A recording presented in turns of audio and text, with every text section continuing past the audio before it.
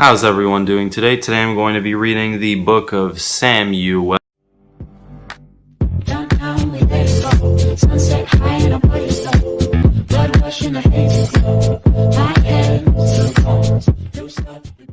How's everyone doing today? Today I'm going to be reading the book of Samuel.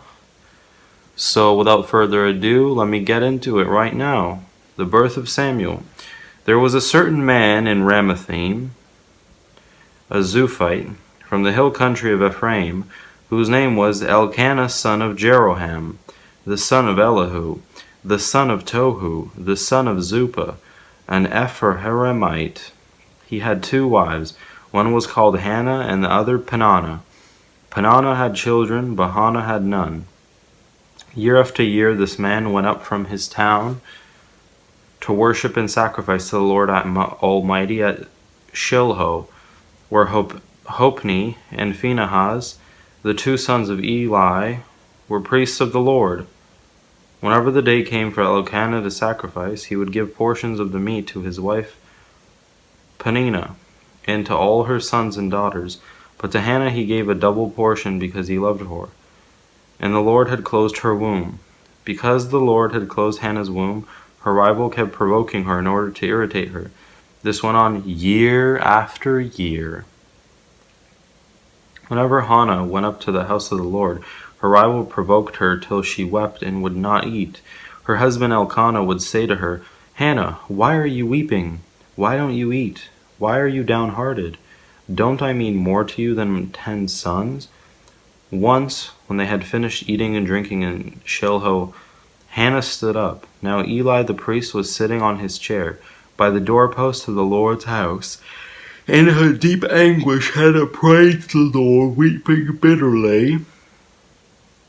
And she made a vow, saying, "Lord Almighty, if you will only look on your servant's misery and remember me, and not forget your servant but give her a son, then I will give him to the Lord for all the days of his life, and no razor will ever be used on his head." As she kept on praying to the Lord, Eli observed her mouth. Hannah was praying in her heart, and her lips were moving, but her voice was not heard.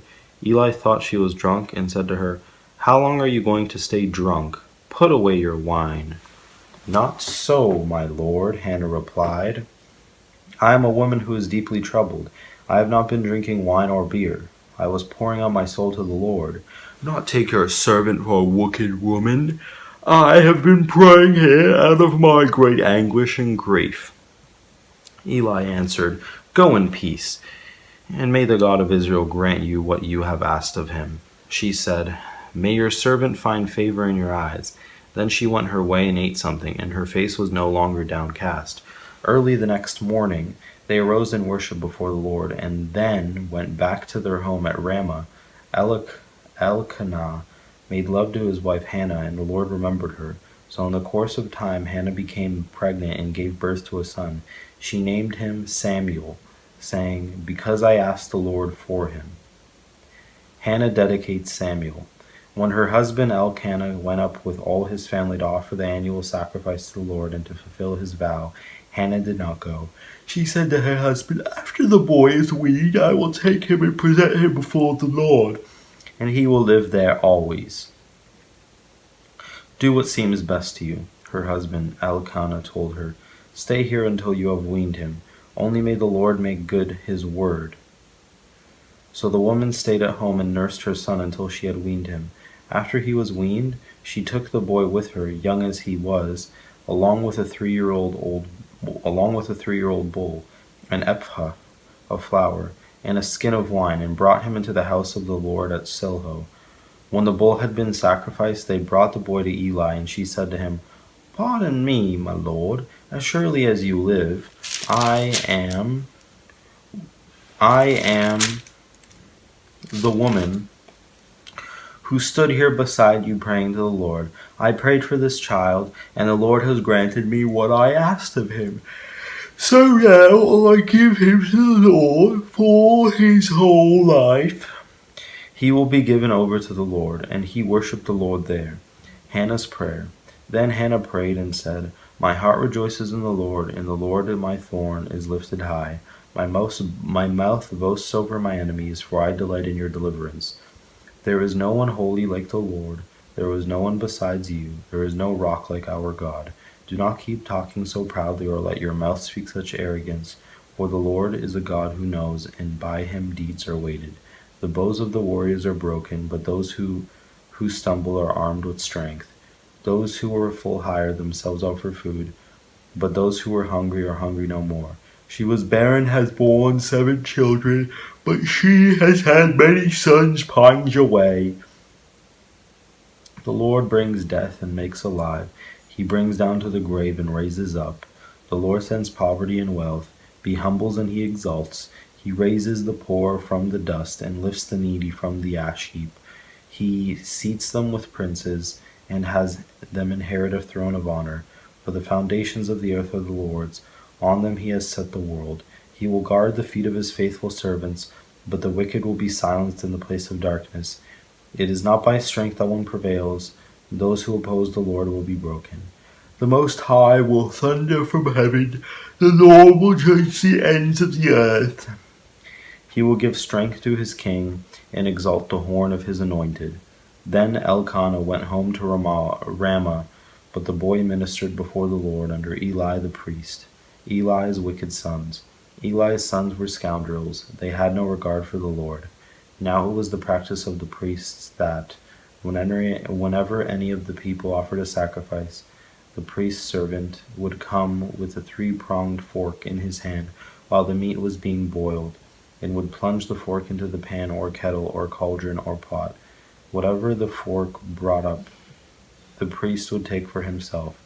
This is how they treated all the Israelites who came to Shiloh.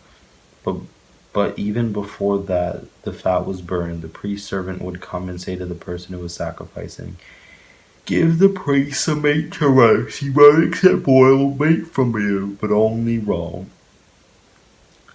If the person said to him, "Let the fat be burned first, and then take whatever you want," the servant would answer, "No, hand it over now. If you don't, I'll take it by force." This sin of young men was very great in the Lord's sight, for they were treating the Lord's offering with contempt. But Samuel was ministering before the Lord, a boy wearing a linen ephod. Each year his mother made him a little robe and took it to him when she went up with her husband to offer the annual sacrifice. Eli would bless Elkanah and his wife, saying, "May the Lord give you children by this woman, take the place of the one she prayed for and gave to the Lord." Then they would go home, and the Lord was gracious to Hannah. She gave birth to 3 sons and 2 daughters. Meanwhile the boy Samuel grew up in the presence of the Lord. Now Eli, who was very old, heard about everything his sons were doing to all Israel, and how they slept with the woman who served at the entrance to the tent of meeting. So he said to them, "Why do you do such things? I hear from all the people about these wicked deeds of yours." "No, my sons. The report I hear spreading among the Lord's people is not good. If one person sins against the other, God may mediate for the offender. But if anyone sins against the Lord, who will intercede for them?" His sons, however, did not listen to their father's rebuke, for it was the Lord's will to put them to death. And the boy Samuel continued to grow in stature and in favor with the Lord and with people. Prophecy against the house of Eli. Now a man of God came to Eli and said to him, "This is what the Lord says. Did I not clearly reveal myself to your ancestors' family when they were in Egypt under Pharaoh? I chose your ancestor out of all the tribes of Israel to be my priest, to go up to my altar, to burn incense, and to wear an ephod in my presence. I also gave your ancestors' family all the food offerings presented by the Israelites. Why do you scorn my sacrifice and offering I prescribed for my dwelling? Why do you honor your sons more than me by fattening yourselves on the choice parts of every offering made by my people Israel?